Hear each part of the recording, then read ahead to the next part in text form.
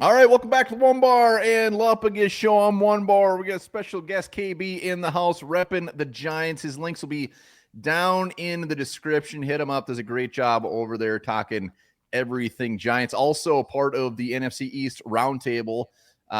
They do a fantastic job over there. They got J Tuck Rio. They got all of our guys over there. So check out KB. But we gotta talk about it, man. Daniel Jones. Yeah. You're probably so happy this is over, and then I hit you up and say, hey, you want to come on and talk Daniel Jones quick? Because I did a video on it earlier, and those are just my thoughts. I want to know your thoughts. But first off, man, welcome to the show. Appreciate you taking the time.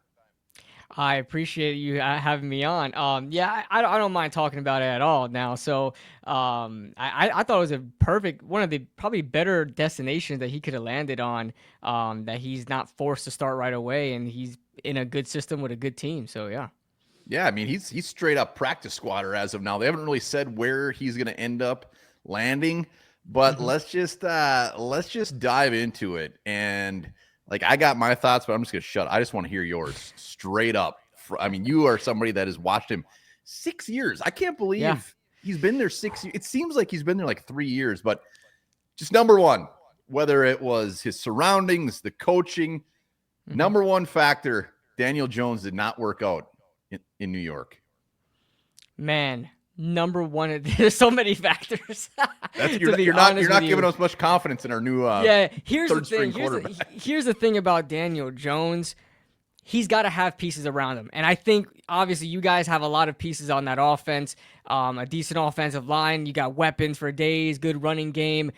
If a situation were to happen where he were to start maybe sometime next season, maybe JJ McCarthy isn't ready, I think he'll be fine with you guys. When it came to the Giants, why didn't it work with the Giants? Well, the Giants are in such a mess right now where they needed a quarterback to step up to the occasion. He just wasn't able to do that and really carry a team that's been, especially an offense, has been really bad since the end of the times with Eli. And they thought Daniel Jones could have been the guy to kind of pick that up. But I'll be honest with you, you put a lot of quarterbacks in Daniel Jones' position, and they probably wouldn't have done anything either. Now, when it comes to Daniel Jones, over the course of his time with the Giants, I think it's just become paranoia. Him, misreading the pressure where his footwork becomes all off. He looks very kind of frustrated, agitated with the offensive line, how they've been performing over the course of a number of years now. And this is the best the offensive line has been since he's been a Giant, and it's still not that great. We have a lot of injuries now, and he kind of suffered from all of that. So he never really had it good. So it's tough. It really was tough for a couple of seasons to really gauge on who he was as a player. But I think why for the most part, why it didn't work out with Daniel Jones is probably over the course of the season, the paranoia. And also, he's also never really been able to read the field very well. I don't know if that is from the constant pressure that he's been under, over the course of seasons. Maybe that's why, but it's always been the case where he has a tough time reading defenses, especially, post snap when the ball is snapped and he's, does his drop back, and he really doesn't trust his receivers or just doesn't trust himself. The biggest problem he's had probably for, I'd say, 2 or 3 years now, ever since Jason Garrett was the offensive coordinator for the Giants, where he ran a very conservative, very vanilla offense, a lot of curl routes, comebacks, spot routes, stuff like that, very, high school-esque.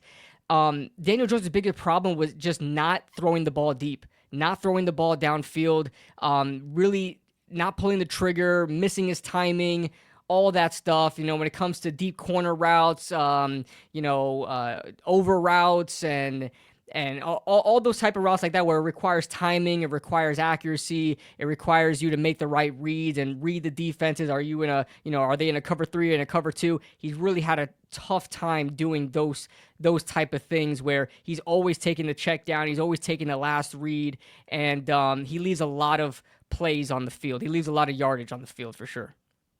Pretty much everything was wrong with Daniel Jones. I'll tell you what though. He throws a really pretty ball. dealing with, I mean, we had Eli for so long. Eli was one of the smartest guys when you watch him play, but he never threw a pretty ball. Always wobblers, always ducks. But I'll tell you right now, Daniel Jones can throw a ball. He's a gifted thrower of the football, but when it comes to in between the ears, that's where it's a little bit lacking. But hey, you guys got a good offensive mind over there in Minnesota, so maybe he can bring that out of Daniel Jones should the occasion happen where he has to start for you guys. Yeah, look at what they did or doing with Sam Darnold. Exactly. You might have kind of answered this with the between the ears thing, but like in 2022, because they gave him the big contract in 2023, correct? Yep, right after 2022. 2022, it's not like he like lit up the stat sheet. I was looking, I mean, it was like 15 touchdowns, 5 interceptions, but went to the playoffs, actually beat the Vikings. Then he gets the big contract. You're welcome. But like, how does the next year? I know he got injured and was out. But even before that, it was brutal. Like, how did the wheels fall off so quick and so badly? Because even that start of that season was a disaster. Is it just all in the head? Are you talking about 2023 or this season? No, I'm talking about 2023 before he got hurt. It was brutal. You could tell it was like, all right, that contract was an absolute mistake. Yeah. If it was a combination of things. The Giants dealt with a insurmountable amount of injuries in the beginning of the season last season. It was Andrew Thomas, our one of the best tackles in the league, went down week 1, and from there on it all went downhill as far as the offensive line goes. Had a lot of injuries happen to the wide receiving core as well, and Saquon Barkley. There's only so much that Saquon Barkley could have done behind that offensive line as well. So there's not much. Daniel Jones had to do it all himself, and he puts his body on the line. He throws himself out there. He tries the best he can, and he got hurt like probably 2 or 3 times last season before tearing his ACL. So yeah, it was a combination of things, and the Giants just were not in a good spot last year, and they try to put it all on Daniel Jones' shoulders, and he just wasn't able to produce. That's the biggest problem that the Giants had, was just putting too much faith in Daniel Jones. All right, once again, we got KB joining the show. Check them out. Channels or links down below. Also, NFC North or East Roundtable. I am the North. So, like, he's only 27 years old. That's the same age Sam Darnold is. Like, it just without sugarcoating it by any means, do you think he could actually start anywhere in this league moving forward, going into the right situation? Or do you think like his potential is backup, like maybe a good backup, maybe not even a good backup? Absolutely. I think he can start in this league. A lot of Giants fans may disagree with that. They're very bitter. They have a bad taste in their mouths from Daniel Jones, and I understand that. I do. Watching him for 6 years try to bring a franchise up that just is too far down can be, I guess, terrible to watch. So I think he could start in this league. You put him in the right situation, he can start in this league. A lot of people were to say, like, you put him on the Niners and he would do what Brock Purdy is doing. And I don't know if that's completely true. He lacks like the anticipation that Brock Purdy has. But I'll tell you right now, that's why I said he landed in a good spot when it came to Minnesota, having your head coach over there, a great offensive mind, and a guy that, well, look what he did with Sam Darnold. You talked about it already. I think he can start in this league, and I think he can start for your team. Would he be providing the production that Sam Darnold is? I don't know. I don't know about that yet, but he does have the tools. He can make all the throws. A lot of people talked about his arm, how his arm is weak. His arm is not weak. It's not his strong suit, but it's definitely not weak. He's had accuracy issues in the past, but short to intermediate, I mean, he could put the ball on the money. Early on in his career, he was graded as one of the best deep ball passers in the league. I think that was by PFF. You could take that with a grain of salt, but that was early in his career, back in the Pat Shurmur days. Pat Shurmur, you could argue that his best season was his rookie year, where he threw for like 24 touchdowns in his rookie season and ran for like 4 or something like that. And that's when he was really taking the big shots downfield and having that gunslinger mentality. But yeah, I definitely think he could start in this league. You put him in the right situation, he can start in this league, but I don't envision him, being that guy to bring a franchise back up and become a franchise quarterback again. I don't see that. I could see him being a pretty damn good bridge for a team. Mm-hmm. All right, let me ask you this one quick. So Vikings, I mean, from everybody's looking out, they're probably going to get a quick glimpse at him. You know, they got the rest of the year, check him out, potentially bring him back next year. Sam Darnold is will be gone. Really, we only have JJ McCarthy under contract.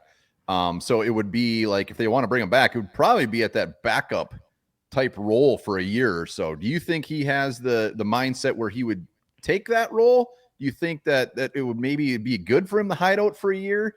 So basically, do you think he would agree to be a backup quarterback next year? Behind JJ, maybe. I mean, he's always been a team player type guy. I mean, he's never really been one to, open his mouth and really like speak his mind or anything like that. He's kind of just went with the flow. I could see him, taking a year off. He's definitely going to try to compete for that starting role. I imagine that's one of the reasons why he chose to be with the Minnesota Vikings is he has a chance to maybe start there if JJ isn't ready, coming off an injury, or they just don't want to rush JJ back right away. I could see a situation like that. But if there's a legitimate competition of who's going to be the starter, I think Daniel Jones can compete pretty well with JJ. I think he would. I think he win it off the bat. But let's see how much faith they got in JJ so far, if they want to let him start coming off of the injury. All right. Once again, we got KB in the house. Hit up those links down in the description. Give him a sub. Final. Type of team player he is. Did his teammates seem to like him? I mean, what kind of locker room guy is he? I mean, from the outside looking in, it's like he seems like he says and does all the right things. But give me the scoop. They love him. They love him, Oh. even though he's been a guy that makes some boneheaded plays. The fumbles, the interceptions, the lack of throwing down the field. You see wide receivers waving their hands. I'm open. We've seen that multiple times on film. I'll tell you what, there were plenty of those guys in the locker room upset that he was benched.